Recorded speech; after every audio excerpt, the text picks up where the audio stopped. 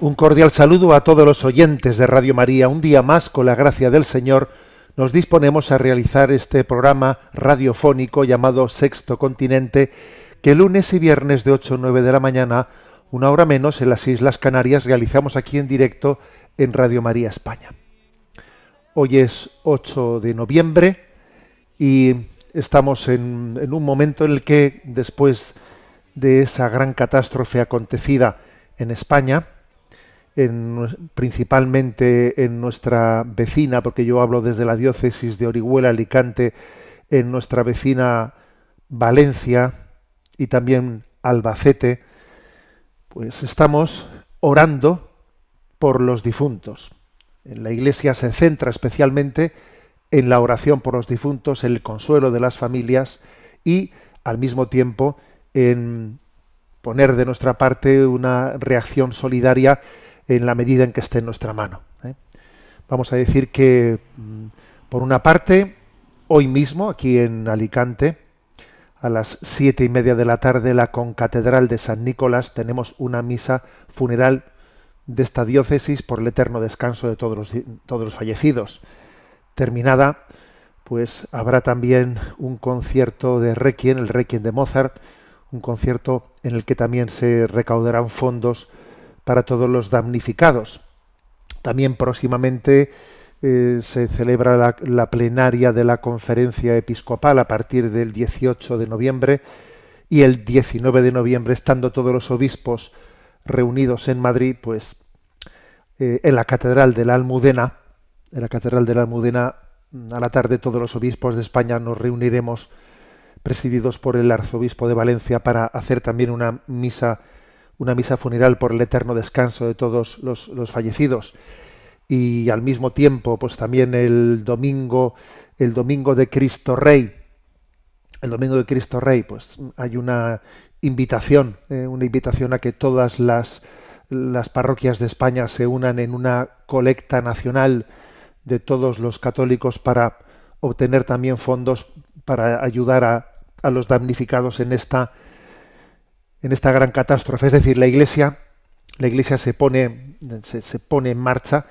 Estamos en este momento viendo, ¿no?, con mucha tristeza, pues cómo el mundo político está centrado en tirarse los trastos a la cabeza de quién fue el culpable, no el culpable, el responsable, no el responsable de lo acontecido. Y bueno, pues obviamente, claro que tendrá que haber responsabilidades. Es triste ver, ¿no?, cómo se produce ese espectáculo de echarse mutuamente, ¿no?, las responsabilidades. Nosotros en este momento nos centramos en esa gran llamada que tenemos a orar a Dios por vivos y difuntos y al mismo tiempo ponernos en marcha en esa llamada a la solidaridad. Bien, y en segundo lugar, bueno, pues hoy es 8 de noviembre y muy recientemente pues hemos vivido las elecciones en Estados Unidos, en torno a la cual alguna palabra de discernimiento quisiera también decir en el programa de hoy, ¿no? Y bueno, pues como todos sabemos, la victoria de Donald Trump ha sido una victoria pues muy nítida, y yo me quedo con una palabra que el secretario de Estado, cardenal Parolin, ha dicho a este respecto, ¿no?, la de desear que esta victoria se pueda traducir en una distensión y pacificación de los conflictos mundiales. Así lo manifestó pues el cardenal secretario de Estado. Bueno, pues este candidato Donald Trump, durante su campaña electoral, había manifestado su deseo de buscar fórmulas rápidas, especialmente para acabar con la guerra en Ucrania. Y entonces, pues lo que ahora dice la Iglesia es, bueno, le recordamos que dijo tal cosa en la campaña electoral, y eso también él dice, bueno, es obvio que no tiene una varita mágica, pero obviamente tomamos en cuenta, ¿no?, esa promesa que se hizo y pedimos el don de sabiduría, para ver de qué manera, ¿no?, pues se puede cortar con esta vorágine que creo que nos estaba llevando a un riesgo de una tercera guerra mundial grandísimo.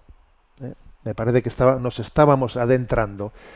Creo que el gobierno de Estados Unidos, ¿no?, y también Europa estaban gestionando, ¿no? Gestionando cómo hacer frente a esa invasión absolutamente injusta, injusta por parte de Rusia en Ucrania, sí, pero a veces en la manera de abordar los problemas lo que podemos hacer es verdaderamente hacer que el mundo estalle, ¿no?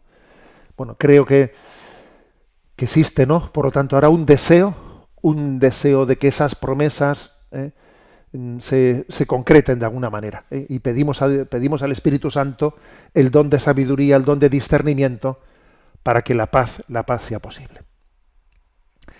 Sexto Continente es un programa que tiene interacción con los que sois usuarios de redes sociales, en Instagram y en Twitter a través de la cuenta @obispo munilla, en Facebook a través de la página que lleva mi nombre personal, de José Ignacio Munilla.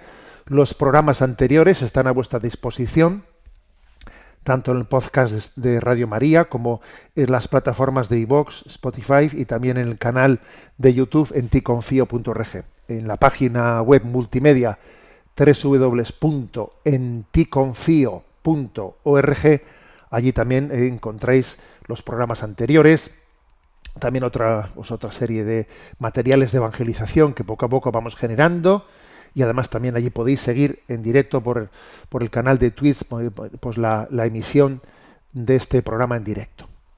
Bueno, vamos adelante y decía que tenemos un eco, ¿no? Un eco de lo acontecido en las elecciones de Estados Unidos. Sabéis que yo fui discreto, pero bueno, hice durante el tiempo de la campaña electoral una referencia a que obviamente tomar partido, ¿no?, entre los dos candidatos suponía hacer un ejercicio por el mal menor. Está claro que las dos candidaturas tenían una y otra muchos elementos muy contrarios a la doctrina social de la Iglesia, tanto por parte de Kamala Harris como por parte de Donald Trump, ¿no? Había bastantes elementos contrarios en un sentido y en otro, y por lo tanto la opción que se tenía que hacer era una opción en la que uno calibrase el mal menor, lo cual ciertamente es muy frustrante. Es muy frustrante que el voto de un católico tenga que hacerse desde el mal menor. El mal menor, yo he dicho muchas veces que tenía que ser algo excepcional, pero claro, cuando toda nuestra vida estamos siempre, ¿no?, recurriendo al mal menor para hacernos presentes en la vida pública, pues tenemos un problema muy grande, ¿no? Y por eso a mí me habéis escuchado que tenemos que rogar a Dios que nos dé liderazgos en la vida pública, liderazgos con integridad de vida, con coherencia de valores. Ese es un reto impresionante, ¿no? Yo no me puedo creer que en Estados Unidos no existan candidatos profesionales con integridad de vida como para ser candidatos, ¿no?, de los principales partidos políticos. Bueno, entonces yo hablé de que obviamente, ¿no?, pues teníamos que discernir desde el mal menor. Y bueno, y la verdad es que yo ciertamente no me alegro de que haya ganado Trump, pero sí me alegro de que haya perdido Kamala Harris. Así que, pues quizás es una frase que pueda parecer contradictoria o que yo no, pero yo creo que tiene su razón de ser. Es decir, no me alegro de que haya ganado Trump, porque ciertamente para alegrarse es que la alegría requiere que uno vea una coherencia en los valores, que yo no la veo en Donald Trump en absoluto, ¿no? Por lo tanto, no me alegro, ¿no?, de su victoria, claro. Sin embargo, sí me alegro de la derrota de Kamala Harris, porque ciertamente ella se ha presentado ante las urnas haciendo bandera, queriendo especialmente que su bandera haya sido la bandera de la teoría de género, la bandera del abortismo, etcétera, etcétera, ¿no? O sea, del nuevo orden mundial, de la inversión antropológica, o sea, del no respeto de la libertad religiosa, de la objeción de conciencia. Claro, ha hecho una campaña en la que ha sido verdaderamente beligerante, y obviamente pues que su victoria hubiese traído unas consecuencias muy duras, ¿no? Porque Estados Unidos, todos sabemos que ha tenido, ¿no?, con los gobiernos demócratas, pues una política de utilizar la Agenda 2030 y utilizar las ayudas internacionales para imponer pues toda esa ideología abortista, etcétera, etcétera. ¿Eh? Bueno, en ese sentido, claro, ahí queda, digamos, esa situación. ¿Por qué decimos que había que optar por el mal menor? Bueno, pues porque al mismo tiempo Donald Trump, aunque al principio se envolvió en la bandera provida, y parece que él en un momento determinado dijo, aquí la causa provida me va a hacer bien a mí, me voy a servir de ella.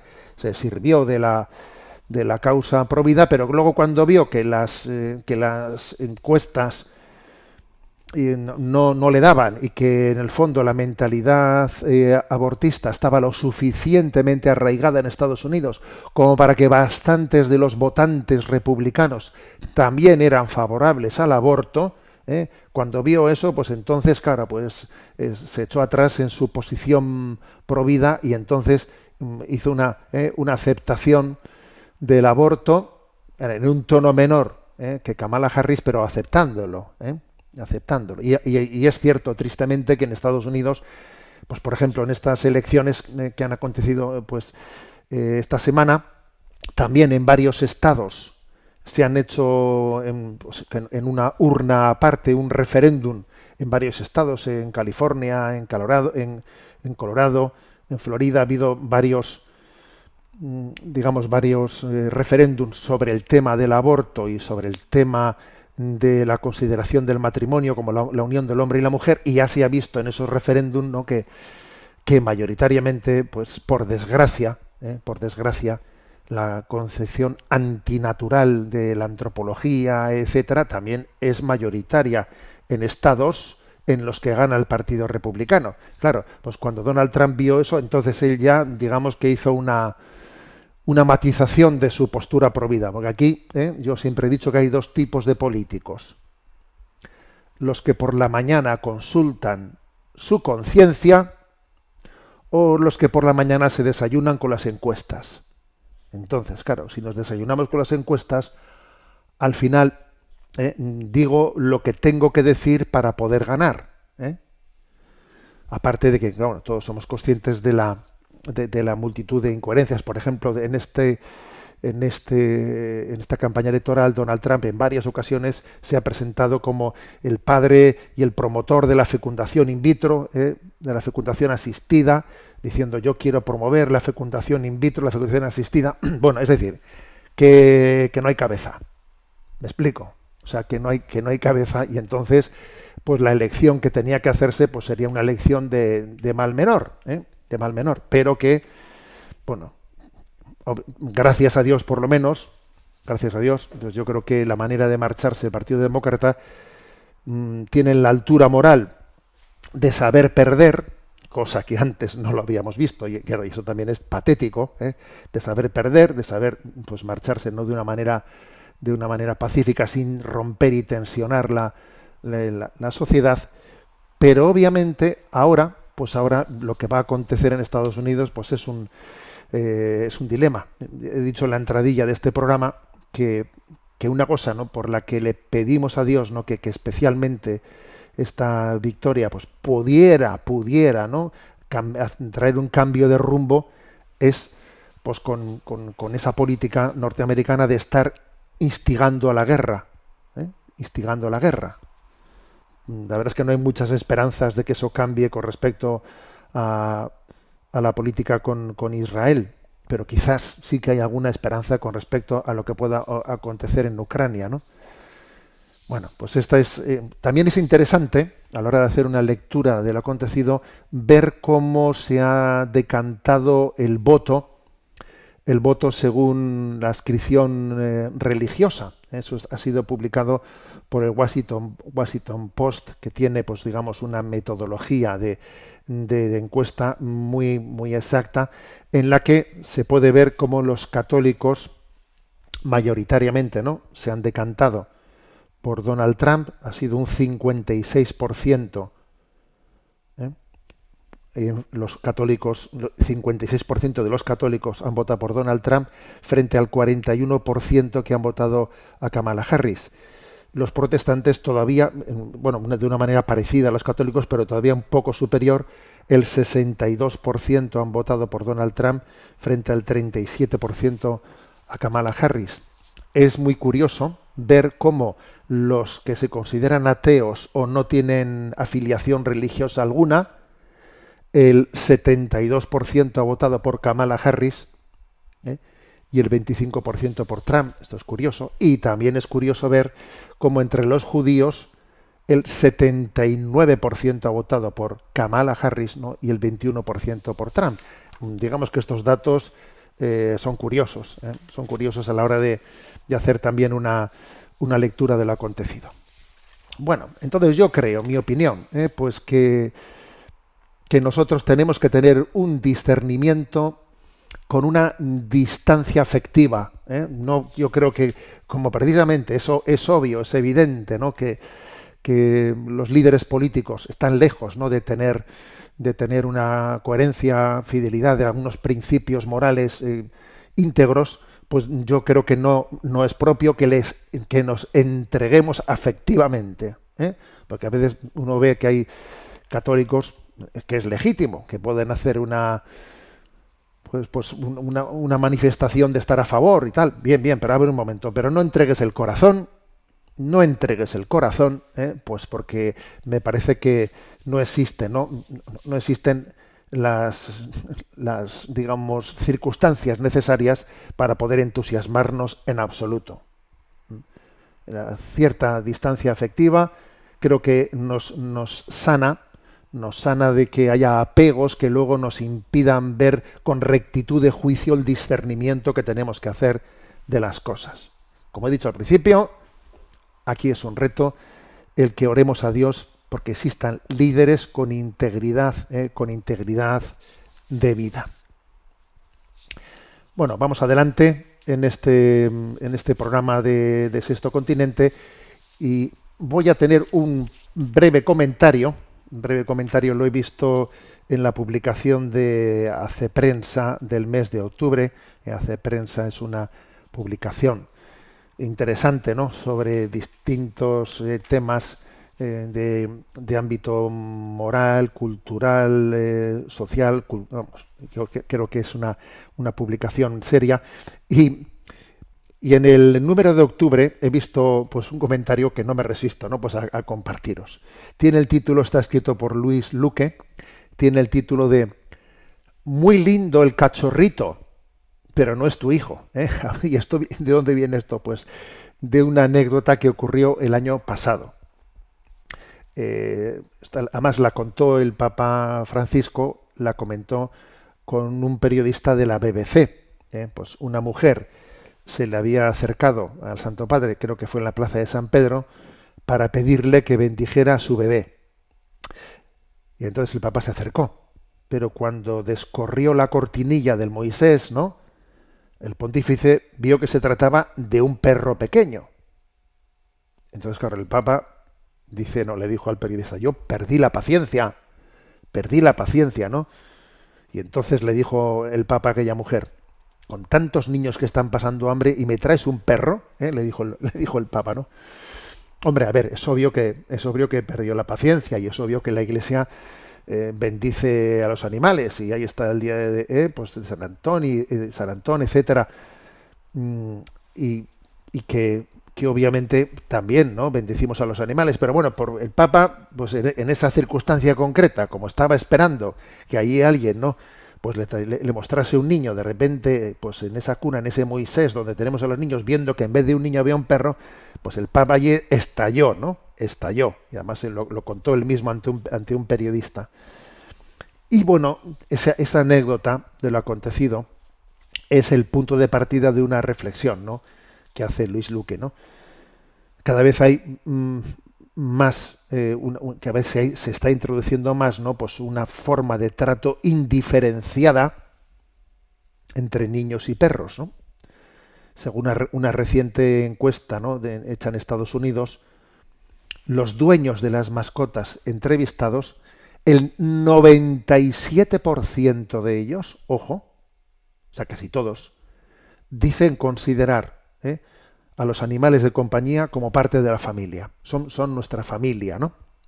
Bueno, el 51%, o sea, la mitad, el 51% van más allá que eso de considerarlos como familia, sino que vienen a decir que perros, gatos y demás son percibidos como un miembro humano más, como un miembro humano en igualdad de condiciones con el resto.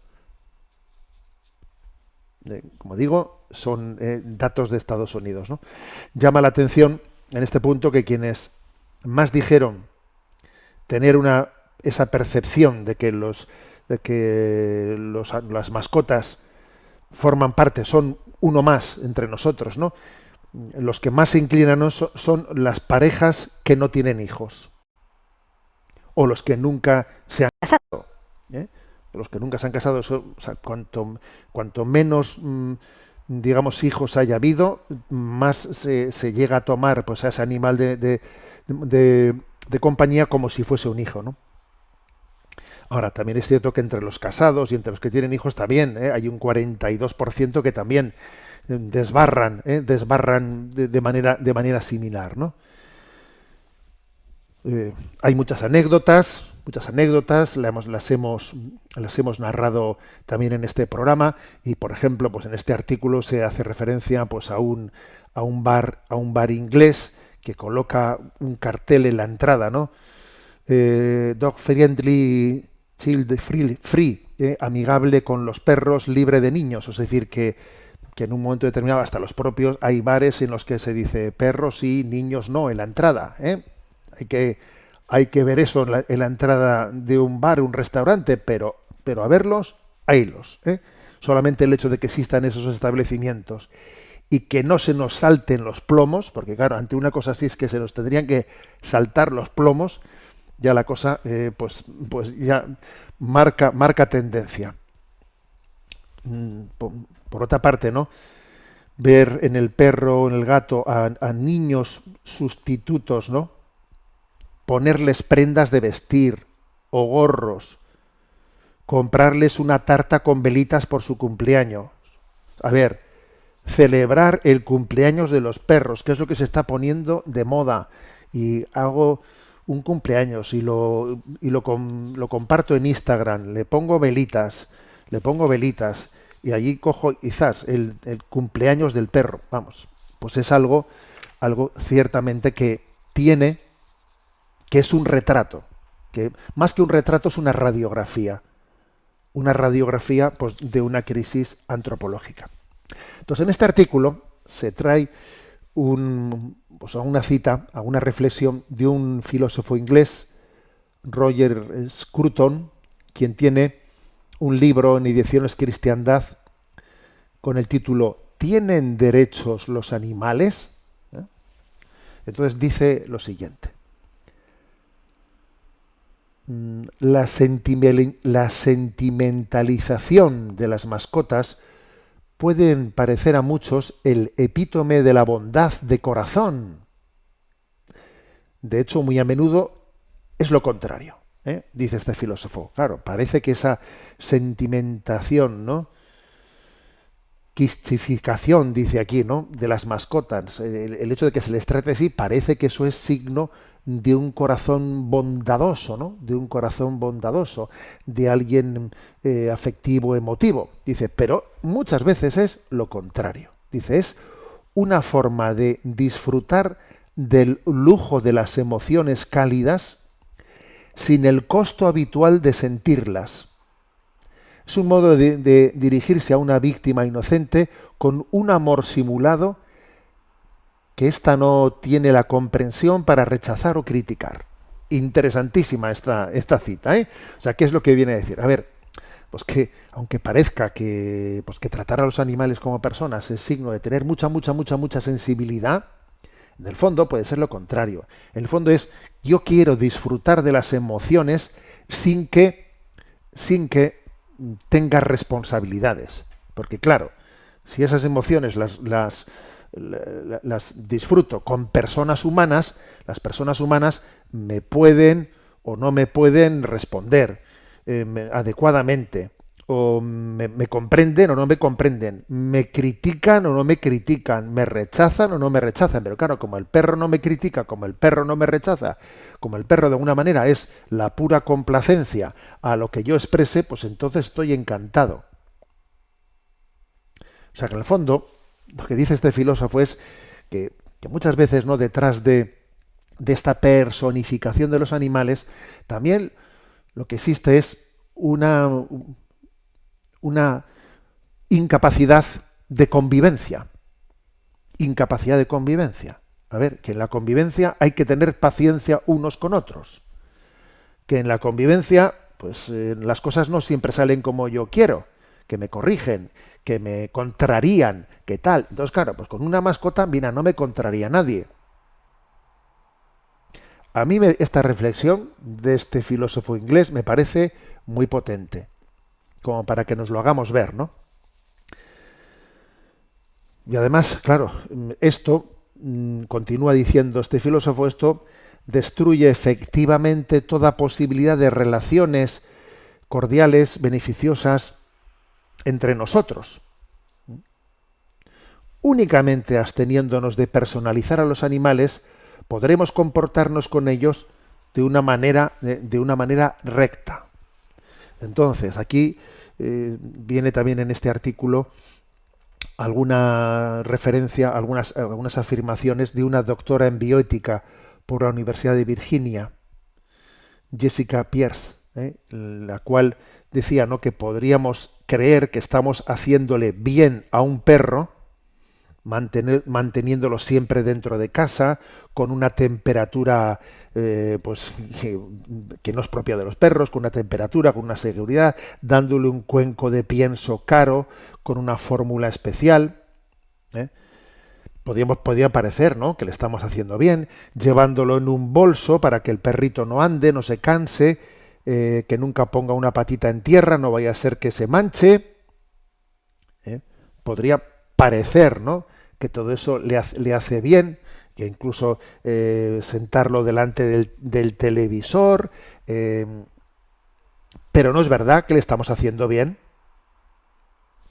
Disfrazarle a un perro, disfrazarle para que sea gracioso, a ver, pues eso no le hace un bien al perro en absoluto. En absoluto. Es proyectarle los problemas que nosotros tenemos. Proyectárselos. Habría que agregar, ¿no?, que una exagerada expectativa de los dueños respecto a lo que significa el debido cuidado a sus mascotas puede tener un reverso indeseado. ¿Sabéis cuál es? El abandono. Y aquí este artículo viene a decir que paradójicamente por ese sobreexceso de sensibilidad luego se producen abandonos. ¿Y esto cómo es? Bueno, claro, pues como económicamente es muy costoso mantener una mascota así, claro, si le tengo que llevar a la peluquería, si tengo que comprarle no sé qué, hay alimentos carísimos, si tengo que hacer esto, lo otro, lo de más allá, claro, llega un momento en el que me resulta muy caro. Y además ya, claro, ya no me compensa tanto porque ya no es tan bonito, ha envejecido, ya ha perdido. Entonces, en una conocida web, ¿no?, de cuidados animales que se llama PETA, se habla de las razones para abandonar a las mascotas, ¿no? Y entre las razones para abandonar a las mascotas, curiosamente, dice, una de ellas es: resulta muy caro mantenerlas. Me he mudado a una casa más pequeña. El perro o el gato ya no es tan bonito como cuando lo compré. Es decir, que es que, curiosamente, de personalizar a los perros, luego al final vienen también la paradoja de que, claro, como no es sostenible en muchas cosas, ni económicamente, ni etcétera, pues al final pegamos el rebote y los abandonamos. Para haberlos acogido inicialmente, ¿no?, como uno más entre nosotros, como parte de la familia, como si fuese mi hijo amado, el destino final acaba siendo, ¿no?, pues paradójicamente muchas veces el del abandono. Entonces, pues este articulito en Hace Prensa, ¿no?, que tiene como punto de partida esa anécdota de ese momento en el que el Papa allí pierde un poco los nervios con una mujer que le abre el Moisés y le muestra el perrito para bendecirlo. A ver, muy lindo el cachorrito, pero no es tu hijo, no es tu hijo. Bueno, pues creo que es una reflexión, sobre todo la reflexión que he hecho sobre el filósofo inglés Robert Scruton, a mí me parece una reflexión muy interesante. Bueno, vamos a tener un momento de oración en el que os voy a compartir algo bonito y hermoso. A veces en la vida pasan cosas que son regalitos de Dios. Esta semana estaba yo con la responsable de catecumenado de adultos, ¿no?, en la diócesis, y me hablaba así de personas que habían pedido de adultos, ¿no?, que habían pedido el bautismo, y me contó la anécdota de una joven que había pedido una joven ya adulta, ¿no?, que había pedido el bautismo, y cuando le preguntó cómo ha sido, de dónde ha nacido, de dónde ha nacido tu acercarte a la fe y de pedir el bautismo, de dónde ha nacido. Y entonces esta chica dijo, pues ha nacido de una canción, de una canción. Yo no sé si ustedes conocen, dice el grupo Hakuna, y de sí, lo conocemos, ¿no? Es que de repente me llegó una canción, una canción que se llama La Fila, y me puse a escuchar y a escuchar y a darle vueltas a esta canción, y entonces pues he nacido la fe. Y yo la verdad es que no conocía esta canción. Entonces, claro, pues obviamente me he acercado a ella, ahora os la voy a compartir, ¿no? Pero, claro, es que me ha llamado la atención de cómo Dios se sirve de circunstancias, cómo la música también puede llegar a ser poderosa en ese salir el Señor a nuestra búsqueda. El Señor sale a nuestra búsqueda y muchas veces lo puede hacer, ¿no?, a través de la música, que es capaz de abrir puertas en el corazón, ¿no?, y empezar a que reflexionemos. ¿De dónde viene esta canción de La Fila? Alguien que está guardando fila, que está haciendo cola. En esta vida hacemos muchas veces fila, hacemos cola. Los jóvenes a veces hacen una cola larga para comprar la entrada de un concierto. O haces fila porque hay que matricularse para no sé qué, y las plazas son limitadas. Hacemos fila pues para ir al médico, hacemos fila. A ver, guardamos, ¿no?, en la cola, guardamos nuestro turno, y entonces de repente esta canción se centra en la fila, en la cola más importante, ¿no?, que guardamos en nuestra vida. ¿Y qué fila es esa? ¿Qué cola es esa que hacemos, no? Pues ¿sabéis en qué se refiere? Se refiere a la fila de ponernos, de salir de nuestros bancos y ponernos en la cola para poder comulgar. Para poder comulgar. Entonces, es que a mí, vamos, es impactante. Dice la letra de esta canción. La fila más importante de mi vida. Unos minutos me separan del momento de encontrarme con mi amante, cara a cara, con Dios carne. No soy digna de que entres en mi casa, pero una palabra tuya bastará para sanarme. Cada segundo se hace una eternidad.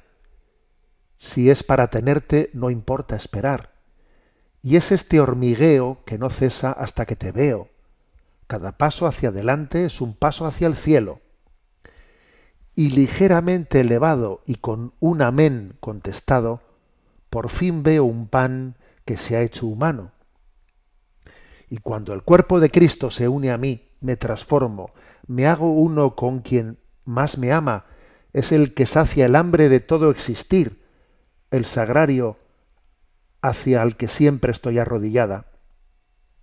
Si los ángeles hablaran, concienciarían nuestra alma.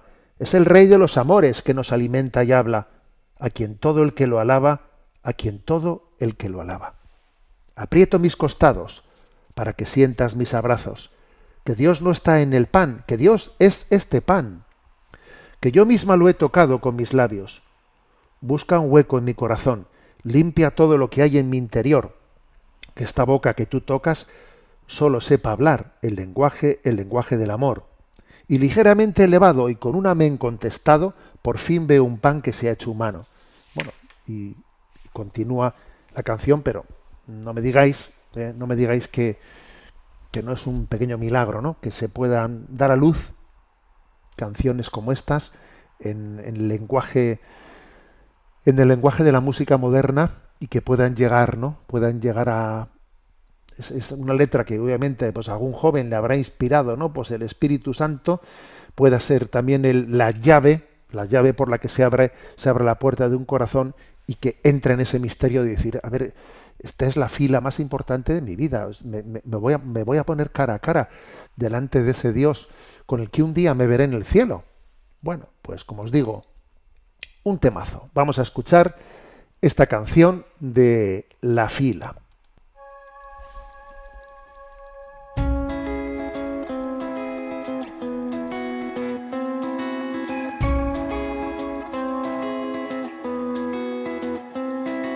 La fila más importante de mi vida. Unos minutos me separan del momento de encontrarme con mi amante cara a cara, con Dios carne. No soy digna de que entres en mi casa, pero una palabra tuya bastará para sanarme. Cada segundo se hace una eternidad. Si es para tenerte no importa esperar. Y es este hormigueo que no cesa hasta que te veo. Cada paso hacia adelante es un paso hacia el cielo. Y ligeramente elevado y con un amén contestado por fin frente a un pan que se ha hecho humano.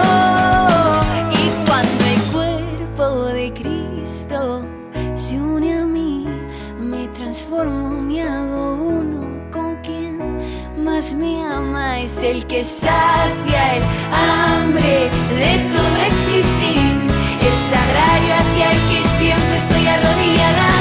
Si los ángeles hablaran, contemplarían nuestra alma. Es el rey de los amores que nos alimenta y habla, a quien todo el cielo alaba.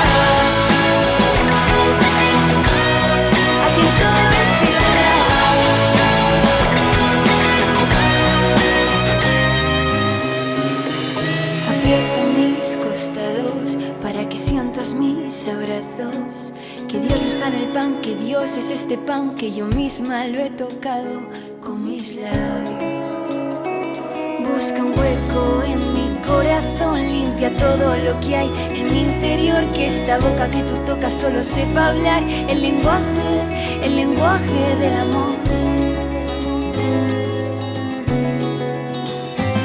Y ligeramente elevado y con un amén contestado por fin frente a un pan que se ha hecho humano. Y cuando el cuerpo de Cristo se une a mí, me transformo, me hago uno con quien más me ama. Es el que sacia el hambre de todo existir, el sagrario hacia el que siempre estoy arrodillada. Si los ángeles hablaran, contemplarían nuestra alma. Es el rey de los amores que nos alimenta y habla, a quien todo el cielo alaba. A quien todo el cielo alaba.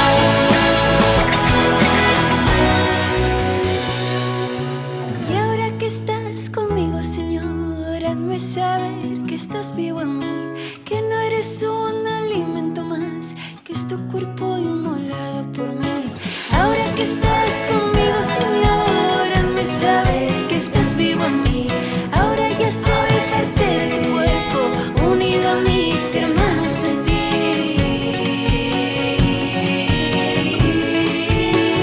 Y cuando el cuerpo de Cristo se une a mí, me transformo, me hago uno con quien más me ama. Es el que sacia el hambre de todo existir, el sagrario hacia el que siempre estoy arrodillada. Si los ángeles hablaran, contemplarían nuestra alma. Es el rey de los amores que nos alimenta y habla, a quien todo el cielo alaba. A quien todo el cielo alaba. A quien todo el cielo alaba. A quien todo el cielo alaba. A quien todo el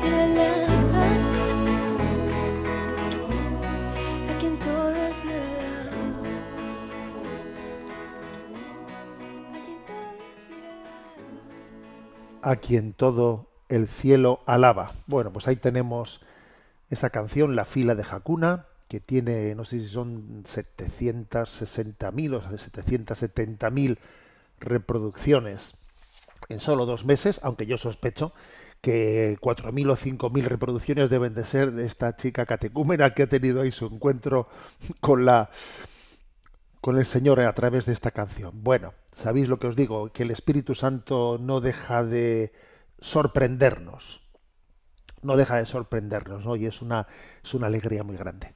Bueno, vamos a dar paso a vuestra participación. Sabéis que hay un correo electrónico habilitado, sextocontinente@radiomaria.es, y allí a esa cuenta de correo podéis hacer llegar pues vuestras preguntas, sugerencias. Yo, como siempre, os pido que sean cuestiones lo más concretas posibles, pues para que podamos un poco gestionarlo. sextocontinente@radiomaria.es. A Yolanda, que está en la emisora, le vamos a pedir que nos presente las seleccionadas. Buenos días, Yolanda. Muy buenos días. Un oyente, una enferma de cáncer, nos escribe: hola, señor Munilla, soy María Luisa, una seguidora de su canal, el cual me gusta mucho escuchar. Ahora estoy muy enferma de cáncer de pulmón y en mi conciencia hay un dilema. Mi cáncer no se puede curar, solo mantener o reducir. Hablan de años, no me aclaran el tiempo, pero al ser un AEK, pues hay un tratamiento específico de pastillas que están en la 4ª fase de experimentación. Tiene efectos adversos muy graves, muy frecuentes en más de 1 de cada 10 personas, físicos, pero que a mí los que más me preocupan son los psicológicos, porque yo quisiera morir siendo yo misma, aunque dure menos tiempo. Estos efectos mentales en más de 1 de cada 10 personas son cambios en el estado mental, cambios en la cognición, incluyendo confusión y pérdida de memoria, reducción de la capacidad de concentración, cambios en el estado de ánimo, incluyendo irritabilidad y cambios de humor, cambios en el habla, incluyendo dificultad para hablar, pérdida de contacto con la realidad, como crear o ver cosas o escuchar que no son reales y puede haber otros efectos. Si usted pudiera, le agradecería me dijera a qué atenerme, según manda la doctrina católica, porque yo no quisiera exponerme a esos cambios en la persona que soy. Recuerdo que la Sagrada Escritura dice: y no amaron tanto sus vidas que temieran la muerte. Aunque le aseguro que la muerte me da mucho respeto, solo quiero morir en Cristo. Por supuesto, no le pido que tome usted la decisión por mí. Muchas gracias y también por poder haber oído sus buenas enseñanzas. Bueno, pues la verdad es que nos emociona que una oyente, ¿no? Que María Luisa nos escriba este correo súper valiente, súper transparente, y sobre todo nos emociona escucharle decir: yo quiero morir en Cristo, quiero morir en Él. Bueno, pues la verdad es que creo que eso es un testimoniazo, ¿eh? También ella es muy correcta, ¿no?, cuando dice: por supuesto que yo no le pido que usted tome la decisión. La verdad es que sí que os voy a decir que se reciben bastantes correos de este estilo, ¿eh? Bastantes correos de este estilo, y que obviamente, ¿no?, pues lo que hay que decir desde el punto de vista de nuestra moral católica es que, claro, puede haber casos en los que aceptar o rechazar pues un tratamiento extraordinario, como pudiera ser este que se le ofrece, pues tiene mm, un margen de duda en el que depende también de las circunstancias personales, de la fortaleza de una persona. Quiero que por eso es una decisión verdaderamente personal que hay que hacerla poniéndose delante de Dios, haciendo mucha oración, buscando su voluntad. Señor, muéstrame tu voluntad, ¿no? Pero también, a ver, yo, por ejemplo, una cosa que yo, o sea, las personas que me suelen hacer ese tipo de consulta, les suelo decir: mire, yo creo que también a los médicos tenemos que atrevernos a hacerles esta pregunta, ¿no? Yo no le pido a usted que me diga qué debo hacer yo, ¿eh?, sino me atrevo a preguntarle: ¿usted qué haría si estuviese ante un diagnóstico como este? ¿Y por qué? ¿Qué razones le llevarían, ¿no? O sea, quizás yo creo que esa pregunta hecha a un médico es una pregunta bueno, también es verdad que yo igual no tengo por qué hacer lo mismo que haría el médico, ¿eh? Sobre todo porque cuando uno ve las razones que le inclinan a una cosa a otra, allí descubre que hay valores distintos, ¿no? Pero vamos, pero es cierto que esos efectos secundarios, digamos, tan inconvenientes que este tratamiento puede tener, pues se dan en un 10 o dice algo más del 10%, supongamos un 15% de los casos. Pero bueno, también hay un tanto por ciento muy alto en el que no se dan. Y creo que eso también hay que tenerlo en cuenta. Y también otra cosa que uno podría también discernir es el hecho de que si en un tratamiento se dan pues unos efectos secundarios muy fuertes, ¿no?, que no son proporcionales, pues igual ese tratamiento puede abandonarse. También eso es una cosa que hay que hacer una consulta. Puede abandonarse y tomar la otra opción de seguir adelante, pues meramente con unos cuidados paliativos y adelante, ¿no? O sea, creo que también estos dos elementos últimos que digo, pues son dignos de tomarse en cuenta. Bien, yo creo, como he dicho, ¿no? A mí, sobre todo, lo que me encanta de la manera de expresarse, ¿no?, de esta mujer, es su gallardía. Su gallardía de decir, a ver, la muerte me da mucho respeto, pero yo solo quiero vivir en Cristo, quiero que mi muerte sea en Cristo. O sea, la verdad es que, por desgracia, estamos viviendo, ¿no?, la muerte de una forma en la que casi parece que el ideal es que yo no me dé cuenta de que me voy a morir. Que es como querer solapar ese momento, ¿no? Incluso buscando a ver qué tengo que hacer para que yo no sea consciente de nada y a veces incluso recurriendo a tratamientos paliativos administrados de una manera pues que no es proporcional y que está casi impidiendo el grado de conciencia que a mí me haría bien espiritualmente y humanamente y familiarmente. Porque es tan importante despedirse de la familia, es tan importante vivir nuestros últimos momentos, ¿no?, en diálogo con Dios, ofreciendo nuestra vida, que luego igual resulta que las circunstancias de tu muerte no te lo permiten, ya, pero por lo menos como desideratum, ¿eh? Bueno, le vamos a encomendar todos a María Luisa, ¿eh? Me atrevo a decir a toda la audiencia de que vamos a rezar por ella un Ave María pidiendo que reciba el don del Espíritu Santo para su discernimiento. Es más, lo voy a rezar ahora mismo en alto para que todo el mundo se una. Dios te salve María, llena eres de gracia, el Señor es contigo, bendita tú eres entre todas las mujeres y bendito es el fruto de tu vientre Jesús. Santa María, Madre de Dios, ruega por nosotros pecadores, ahora y en la hora de nuestra muerte. Amén. Damos paso a la siguiente consulta. Una oyente cuyo nombre preservamos nos pregunta: una amiga está pasando por una crisis matrimonial. Estamos acompañándola porque ha sido muy inesperado y difícil. Poco a poco ha vuelto a la iglesia, se ha confesado y comulgado.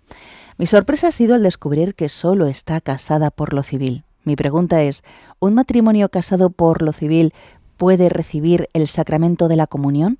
La situación es que ella llevaba 30 años de casada por lo civil. Durante todo este tiempo, no de manera frecuente, pero cuando ha creído oportuno, ha comulgado. Estoy muy confusa y agradezco su atención y aclaración. Gracias por su trabajo y dedicación a la evangelización. Dios le bendiga.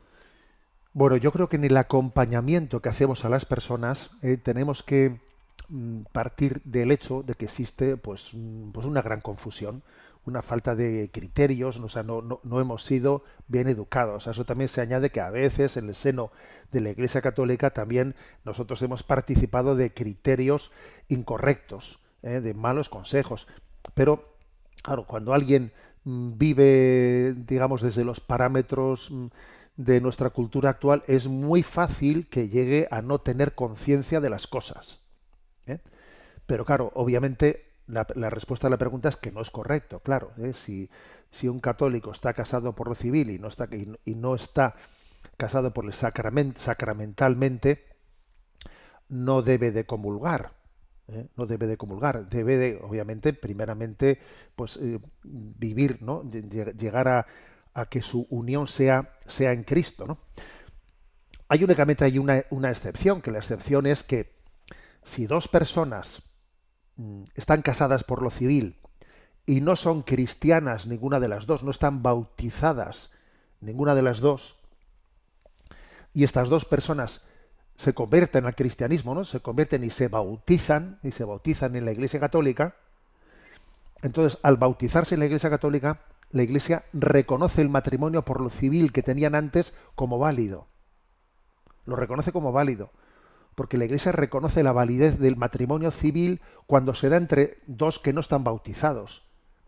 Ese matrimonio sí que la Iglesia lo reconoce como válido, y por lo tanto, cuando esas dos personas se bautizan, no hace falta que se casen, porque en ese bautizo ya de alguna manera se produce el matrimonio.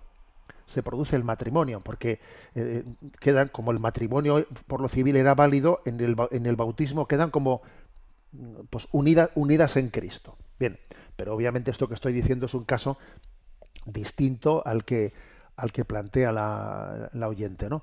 Entonces, la respuesta es que no es correcto el que se comulgue sin haberse casado por la Iglesia, pero lo que hay que hacer es, pues bueno, pues no escandalizarse y acercarse y ver de qué manera ese acompañamiento les ponemos ante la luz, para que comprendan que hay un camino, un itinerario, que hay que hacerlo. Y obviamente, para que el camino vaya en la buena dirección, no se deben de hacer cosas incorrectas, porque si se obra incorrectamente, pues no vamos camino de la luz, ¿no? Bueno, adelante, le encomendamos en esa tarea también de acompañamiento que tiene en su vida. Adelante con la siguiente cuestión. Nos escribe Alejandro Rupérez compartiendo pues la siguiente preocupación. Dice: buenos días, monseñor. Mi nombre es Alejandro y escribo desde Madrid. Quisiera hacerle una pregunta a raíz de observar que ya casi no se predica sobre las postrimerías: muerte, juicio, infierno, purgatorio y cielo.